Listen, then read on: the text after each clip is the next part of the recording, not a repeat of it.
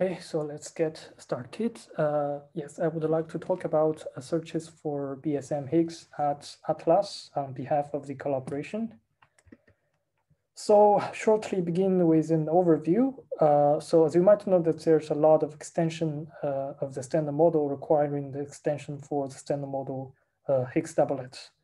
So one of the simplest example is the 2HDM, which is a 2 Higgs doublet model. So as it's called on the left-hand side, you can also see that instead of having one Higgs doublet, we'll have two of them, where the tangent beta is a common use parameter, which is simply equals to the ratios between the vacuum expectation value for the two doublets. So the model will totally predict the 5 different spin zero particles, including 2 CP even scalars, small h and capital H for different masses, 1 CP odd pseudoscalar labeled as capital A, and 2 singly charged Higgs H plus and H minus. So another important property for this model is how these two doublets coupling to the standard model fermions. So commonly this is categorized as 4 different types, 1, 2, 3, 4. Another, of course, there will be further interesting extensions such as the Higgs triplet model, which will predict the existence of a doubly charged Higgs boson. So in general, as you can see, there's a lot of rich phenomenology and interesting final states.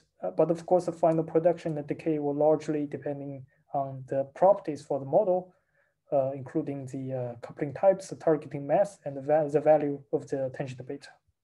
Okay, so the first analysis I want to introduce here is the search for neutral heavy Higgs decays to a pair of tau leptons. So this analysis has been covered the full round 2 data sets of 139 inverse femtobarn.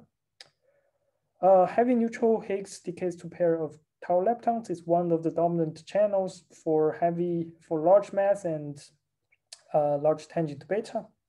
The analysis have been focusing different production mode, including gluon-gluon fusion and associated production with 1 or 2 B-jets. So depending on whether we have a B-jet produced, it's categorized with a B-veto region and a B-tagged region. The analysis consider the cases for both taus decays to hadrons or 1 leptonic tau plus a hadronic tau. The final discriminant variable we use is the total in transverse mass. So as you can see in the plot in the middle, that this discriminant can help us to separate background and signal for both the tau head and tau lepton head case. Okay, the final limit is set on the cross-section times the branching ratios, of course, on different production modes. And comparing to the previous result with 36 inverse femtobarn, we have quite good improvements up to the sensitivity in the level of some femtobarn. So move to another analysis, which searches for heavy neutral Higgs decays to 2 gammas. This is also analysis covering the full round 2 data sets. So as you might know that the diphoton, the photon has a quite excellent resolutions, which allows us to get a clean and nice scan for the digamma mass spectrums. The final limit is set on the fiducial cross-section, where the fiducial cross-section simply means that we choose a subset of the phase space where all the necessary selections are implemented, such that the final limit will be model independent as much as possible. The sensitivity is quite good that we reach in the level of 10 to the minus 1 femtobarn. But since we have quite good resolution, that the final sensitivity will eventually dependent on the assumption for the decay width. So on the right-hand side, you can see the 2 p-value scan for different assumptions. In the top is for the relative width equals to 2%, and in the bottom for 10%. So you can see that's how our limits involved with between the different assumptions for the decay width. Okay, move on to another interesting analysis, which is search for a singly charged Higgs decays to a top quark and a bottom quark. So this is one of the most important channels for charged Higgs searches, especially for the large mass, because of the coupling to cover-like. One of the interesting features in this analysis is that you will have a lot of jets in the final state. So we require 1 triggered lepton necessarily coming from the top decays to a leptonic W to trigger the events. The signal region will be categorized depending on the jet and the B-jet multiplicities, so totally 4 different signal regions for different background composition. Furthermore, we also trained a dedicated neural network as a final discriminant. So one example I'm showing you here is for the signal region of phi jet and at least 4 boson jets. The neural network score can help us to well separate between the signal and background. Okay. The final limit is set on the product of the cross-section times the branching ratio combined with all the 4 signal regions.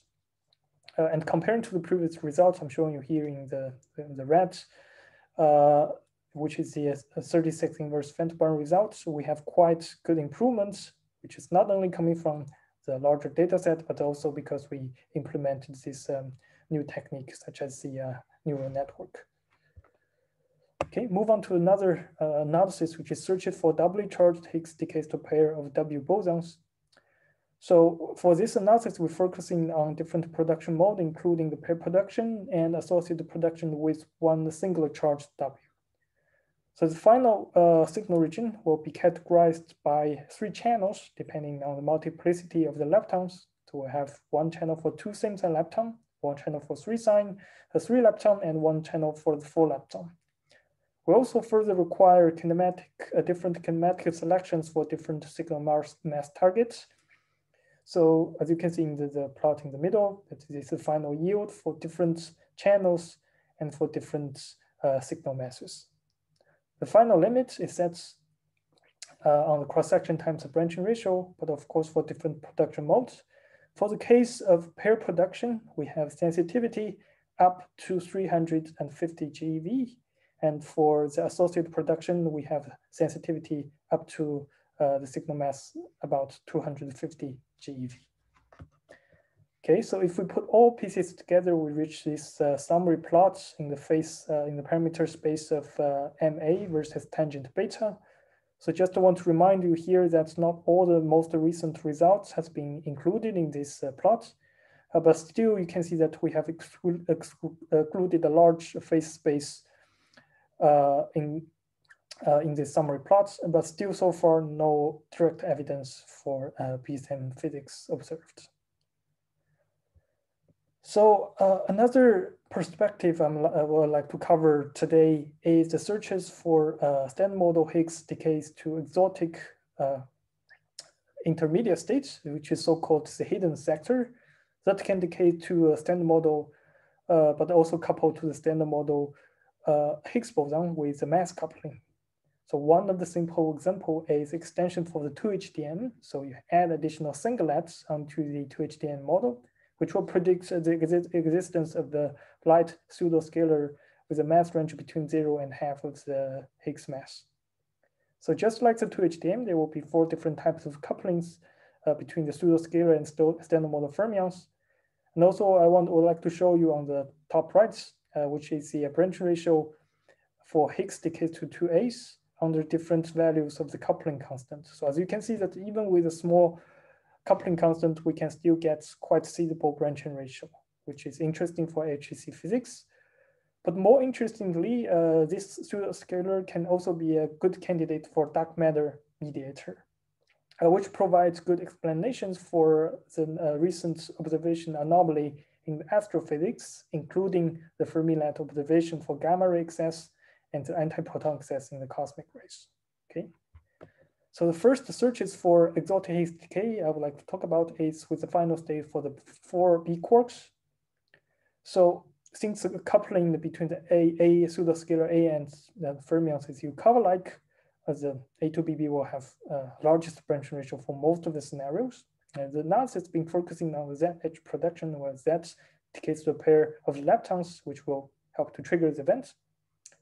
Just want to remind you here that we also have the similar analysis covering exactly the same dataset 36 inverse Fenton, but the previous analysis was focusing on the relatively larger mass region. For this one, we moved to a lower mass region, which that the 2A's will be boosted, that the children of the same A will start to get overlapped. So in order to well identify this signature, we have a dedicated strategy which is a low PT double B tagger using multi-variable BDT. So as you can see in the BDT score in the middle, we designed two different working points, one for high purity and one for low purity, and two signal regions corresponding to the two working points. The major background here is a TT bar or Z plus jets. So we also have control regions for these two signal regions. A final limit is set on the cross-section times the branching ratio.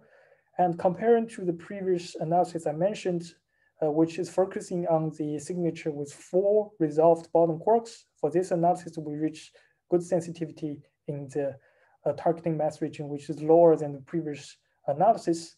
And this is mainly gains coming from the power of this BDT double B tagger. Move on to the next analysis, which is the Higgs to 2A in the final state of the BB mu mu. So this final state will get benefits from the large branching ratios for A to BB and the clean signature for A to 2 mus. So furthermore, we require a kinematic likelihood fit on the events to make sure that the invariant mass between the 2 muon pairs and the BB pairs are compatible to each other. The major background here is the TT bar and brilliant plus jets events. So we have two control regions. For TT bar, we have inverted missing ET requirements. And for the brilliant control region, we choose a sideband on the signal region. The final discriminant we use here is the invariant mass of the 2 muons. So as you can see in the plots in the middle, that can have a clean resolution and help us to separate the different signal masses. The final limit is shown on the bottom right compared to the previous results using the partial of the data sets with 36 inverse Vandermark. We reach quite good sensitivity. But still on the side of the lower mass, you can see that we lose the sensitivity. This is mainly coming from the kinematic feature that the two B jets start to get merged that fails the reconstruction threshold. Okay, move on to another analysis, which is searching for Higgs decays to a Z and A. This is also get a significant branching ratio for some certain scenarios for the 2HDM plus S. The analysis will be targeting very light mass of the A's, so simply lower than 4 GeV, where the A's were primary decays to gluon pairs and light flavor quark pairs. So one interesting feature in this analysis is that we used a 2-tiered deep neural network. The first tier is so-called regression neural network, which is help us to guess the mass of the signal. And the second tier is so-called the classification that help us to distinguish between the signal and background. The major background in this analysis will be as Z plus jets, which is estimated by an ABCD method based on the DNN score. And for the signal selection, we require a Higgs mass window for the total invariant mass between 100 and 135 GeV. The final limit is shown on the bottom right, comparing to the prediction for the standard model gluon confusion case, that we can have quite good sensitivity up to 3 GeV. Okay, move to the last analysis I want to talk about here, which is a search for Higgs decays to 2 neutralinos. One of the neutralinos decays to the A in the 2B final states. So this analysis is targeting the phase space near PQ symmetry for next to minimum supersymmetric standard model. We're focusing on the Z edge associated production where Z decays to pair of electron muons help to trigger its events. And besides this selection, we require large missing ET and at least 1 B jet. Major background here is again Z plus jets and TT bar. So 2 control regions. For Z plus jet control region, we inverted the missing ET selection. And for the top control region, we inverted the Z selection. The final discriminant here is the invariant mass of the 2 jets. So as shown in the middle plot, you can still see that quite good distinguished power. The final limit is set as a set for different combinations for the masses of the 2 neutralinos. So the case I'm showing you here is an example for the case where Chi1 and Chi2 equals to 20 and 80 GeV respectively. Okay, so we reach a summary of the 2HDM plus S in the level of the branching ratio for H2AA. So we obtain this limits coming from different analysis, and we divide it by the cross-section of the standard model Higgs, and then further divided by the theoretical prediction for A to standard model particles, depending on each particular 2HDM plus S scenario. So one plot I'm showing here is for the case where tangent beta equals to 2, and we're looking at the type 2 2HDM plus S. So plot on the right is also quite interesting, which is the limit as a function of the tangent beta with a fixed mass at 40 GeV. So in this plot, you can exactly see that how different analysis come into play to get the best limit for different values of tangent beta. Okay. So move to the last slide. I just want to mention here, still many more BSM Higgs searches have not been covered in this talk because I'm kind of running out of time, including the BSM searches for di-Higgs resonance, the low mass, direct and low mass search for scalar, and Higgs decay to the long-lived particle searches. So you can see more results in this link, which is a summary for Atlas public results. But as a conclusion, you can see that a large parameter space of 2HDM-like model has been covered, but still there's no sign for new physics yet. But we're still quite excited. This is because we're around the corner of the round 3 of FGC, which means that more data set is coming.